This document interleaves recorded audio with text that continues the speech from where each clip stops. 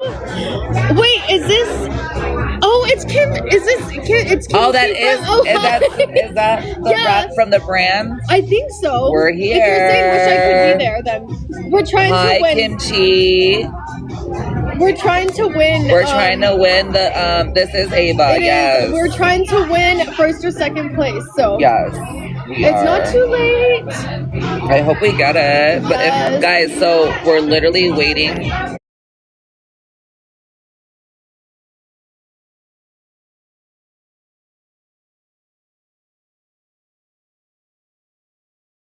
August 14th here, okay? And I do feel like when this person comes in, it's going to be a familiar, it's not like you know them, but it's going to feel familiar, okay? It's going to feel like, oh my God, I could hug you right now, okay? I do feel like it's going to feel like you've known this person forever, and that's what twin flames do, okay, when they come in. I just feel like right now what they really want you to focus on is that throat chakra, communication in partnerships or relationships, okay? I feel like you kind of let things slide and you hold them in, okay? So that actually causes things to go in all different ways when you're in a relationship. I feel like you need to be more open. You need to be like saying how you feel or expressing that. Also, they're saying that, you know, this other person's going to be willing to listen. So I do feel like there's a little bit of learning that needs to happen with you expressing in a way where you feel comfortable to do that. And the universe is saying you better make a good decision about this person because you've already got your foot in the door to your dream life. And now this person came knocking. Now this person wants back in all of a sudden, right? And you're still stuck on the hope that you can somehow love this page into becoming a king or a queen. And you can't. And so if you're faced with this and they've popped back up, right, crawled out from whatever cave they were in, and all of a sudden they want back in when you've already made some big strides in your life, you have to make a really good decision about this, because someone like this can derail all of your progress in a week. If they're super toxic or narcissistic, they can actually get you to step back into your old life and leave whatever progress you made behind.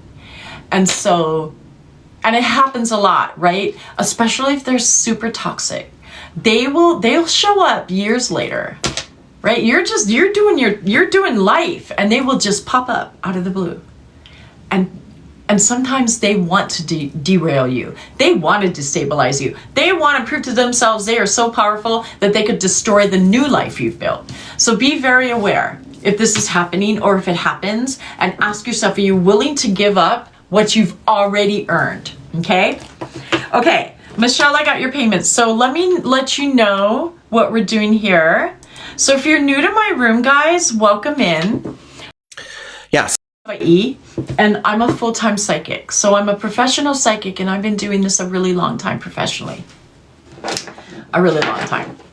And I've been doing this room on TikTok for about 5 years, this live room. And most of my work is done offline, okay, with private readings. And I could just do that. But I started doing this room about 5 years ago because I would get messages from people who really needed help right away. And like, private readings can get expensive and times are tough right now, and I get it. I mean, I still gotta eat, but as a full-time light worker, what can I do to be available to people? They won't have to worry about scheduling, private reading rates, none of that, and I came up with this room. So in this room, the purpose of this room, there's only one person, Meta, on the list. The purpose of this room is for you guys to get an actual real reading, to get you some answers and not break the bank. Again, I do this professionally. I've been clairvoyant my entire life. I've been doing this as a full-time psychic for a long time. And in this room, the readings are $20. That's a huge discount off my private rates. This is how you get it to me. I can't say this anymore because of the restrictions. So we're not allowed to say these words anymore. So this is how you get the 20 to me. In the readings for 20 that I give you in this room, there's no mini or full. Like, I don't do the whole mini or full reading thing. I don't count cards. Like, I'll only pull 3 cards or 5 cards. Listening to something on the radio and driving through the mountains, and I was just like, can we just do this every day, all the time. And we're getting pretty close. We're getting pretty close to doing it as much as we like. How did you travel from PV to Merida? Cheap flight. That's right, Cart. Cheap flight. I fly standby. I almost didn't make it. I got the last seat on the plane, and like I went back to my seat and somebody was sitting in it. And I was like, oh, I showed them my thing. That's my seat. And they got up as if to be like, go ahead, take the middle seat. It's like, nope, you're in my seat. And then they pulled out something on their phone and showed me that they had that seat. I was like, well, we both can't have that seat. But because I fly standby and they just printed my ticket, I thought, oh, whatever, I'll sit in the middle. And then I sat in the middle, and then somebody else came up and they went, you're in my seat.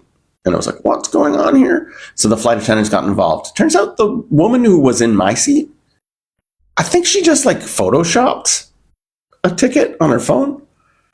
Anyways, so they moved her behind me, and then I was going to move over, but the woman whose seat I was sitting in obviously didn't want the middle seat, and she just sat down, and I was like, oh, no, this is yours. She says, it's okay. And she was also flying standby. So it was just luck of the draw. So, it was it wasn't that long a flight.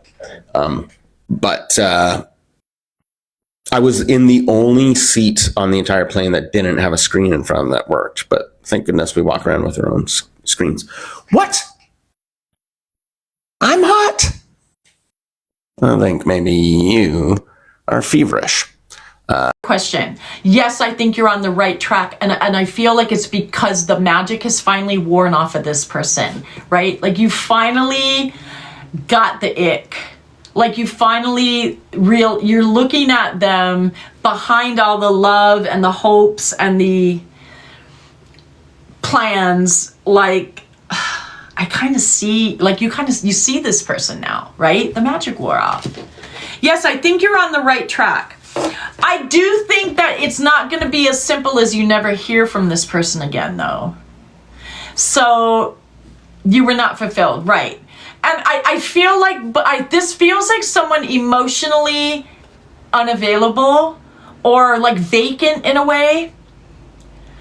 And I feel like you finally were like, yeah, this can't. But I do feel like a boundary was crossed here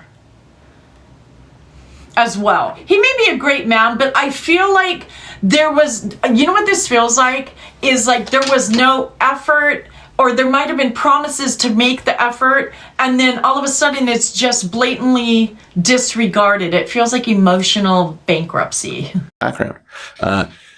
During my lifeguard exam, so many women were touching me, doing like CPR and stuff. Have I ever told you guys the story of the time that I went to the hospital as a 12-year-old boy? I don't think I even can. I'll get banned for telling that story. But I had a lot of people touching me. Colorful draperies and dirty gitch is like you were asking too much. Like I feel like you're is almost like get out of there, okay? Almost like there's nothing good that's gonna come out of this. And I'm giving to the wrong places or the wrong job here or the wrong people. Observe who you're telling things to as well. And the third eye chakra is like you already know who's good and who's bad. So kind of let that lead your way. Okay, Margot?